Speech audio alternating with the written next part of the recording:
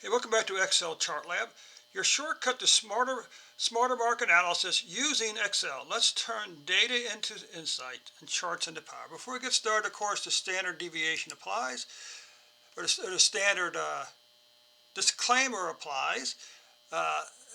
This Excel tutorial video is for educational purposes only. It is not for financial investment or trading advice, okay? And of course, before we get started, a big favor to ask, click that thumbs up button for me to receive new content. That would be notified whenever I upload new content. Anyway, in this video, you'll learn how to calculate VWAP, volume weighted added price, a very popular indicator in Excel, and use it to spot real trend strength. I'll also show you how to add plus or minus 2 standard deviation bands so you can see when price stretches too far from the fair value. Okay, so let's jump right in over here. The first part's easy. We just multiply price times volume.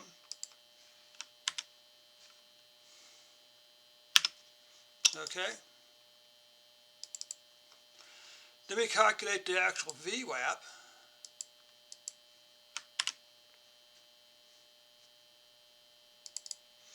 Then we're going to plot VWAP with the closing price so we see exactly get the big picture here. Oh, I forgot to mention that the stock we're looking at is Ford, okay? 8. Okay. So, the good news is, even at investment level, the Ford price is above the VWAP. Now, this is very similar to a longer moving average, like a 50-day moving average or something like that. A very similar line, okay? So now we're going to come up here. Now we'll get a little tricky. We're going to add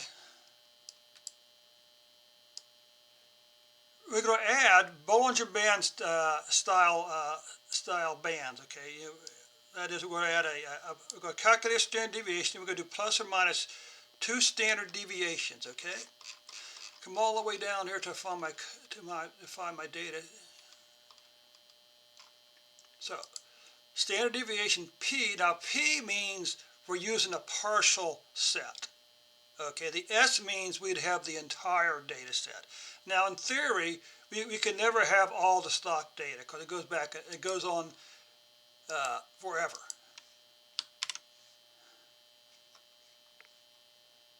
Can this all the way down? Now we're going to create the new bands. Let's create the upper band.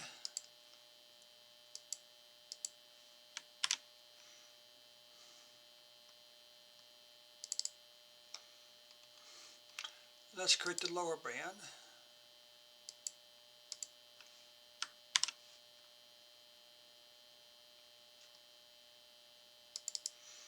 Let's see if we can do a 5-day moving average or average also, okay?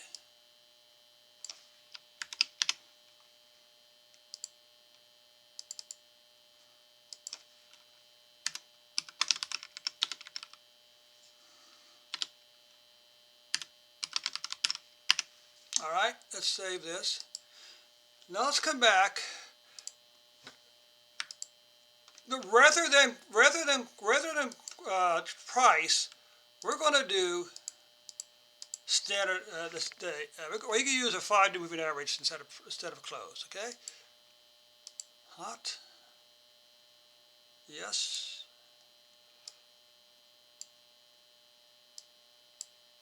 And now we'll of course include a link to the spreadsheet in both the description and the comments underneath the video. Okay. So we go 8.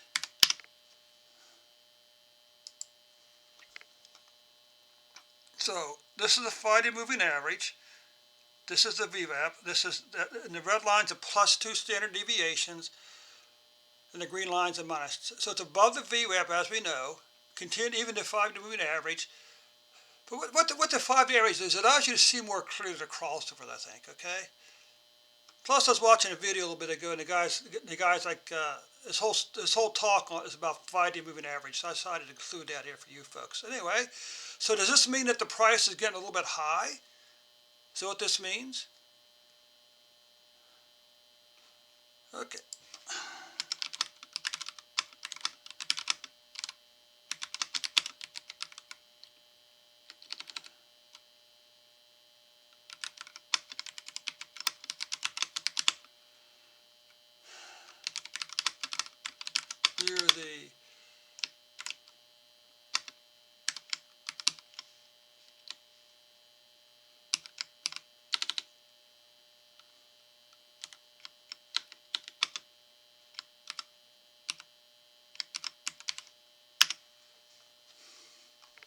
So what does it mean when the VWAP is close to this 2 standard deviation?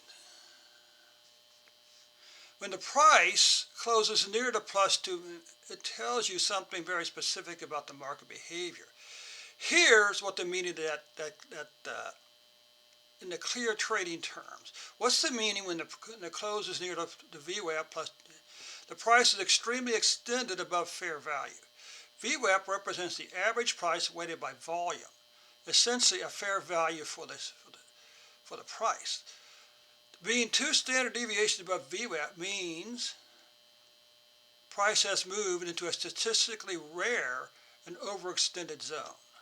Only about 2 to 3% of price activity naturally occurs. Interesting. Momentum strong but vulnerable. Okay. A close near the plus 2 standard deviation signals strong upward momentum, but also buyers may be overpaying compared to the average cost. Institutions with VWAP targets may start taking profits.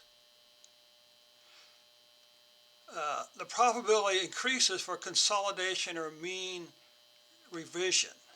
This is why VWAP traders often treat plus 2 standard deviations as a pressure zone. It often marks areas of exhaustion or short-term topping. Well, you can't see what happened here. We could say that there has been some profit taking.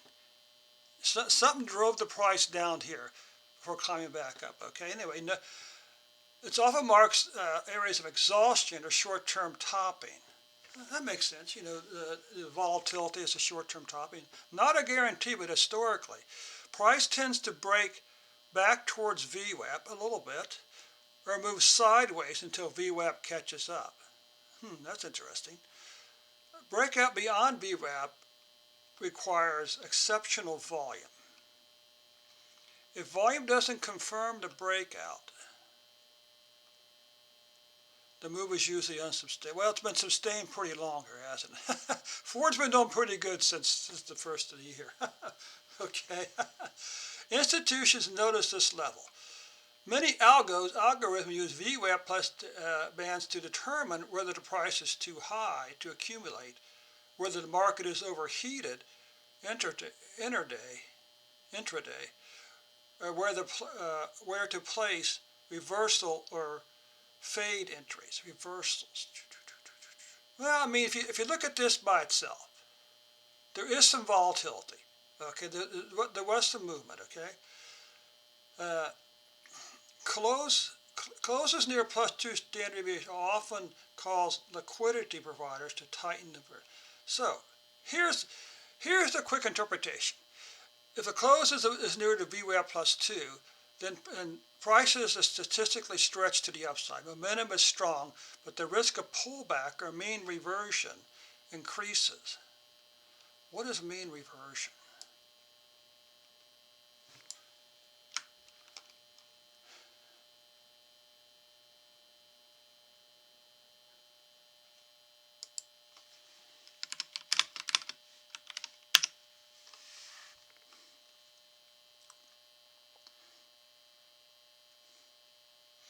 Mean reversion increases simply means this. The probability rises that the price will move back towards its average, the mean, instead of continuing further up front. Interesting. The mean is a reference value like VWAP or a moving average. Okay, so it's saying that it'll move back towards the moving average, but it hasn't moved back yet, has it? When prices move far away from that mean, the market often snaps back towards it. Well, I mean, you could say it snapped back here a little bit. This snapping back is called mean reversion. Why mean reversion increases near VWAP? Statistically rare. When prices stretch, it is statistically rare, often overextended, driven by temporary momentum or emotional buying. Unsustainable unless volume trend remain very strong.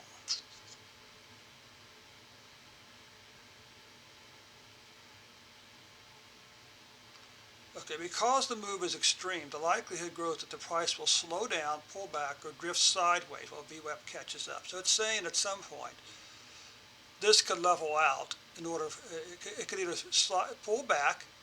It did it a little bit, but still, the distance between here and there, okay, is increasing, okay, or just sideways. Okay, this is why traders say the further price goes from VWAP, the higher the chance it returns to VWAP. Okay, well, it's got a ways to go. Okay, it's got a ways to go. The VWAP is about 11. Currently, the price is about 13. When price closes near VWAP plus 2, the market is stretched. More stretch equals more chance the price comes back towards VWAP. If you want, I can show you how to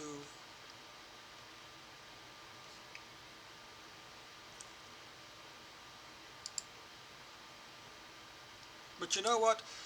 That's going to be it for it. We'll come back to this on maybe like Sunday night, or come back to the video on Monday or Sunday night or Monday. We'll come back and try to add some more fun, add this fun stuff here. But that's it. There's your lesson how to use VWAP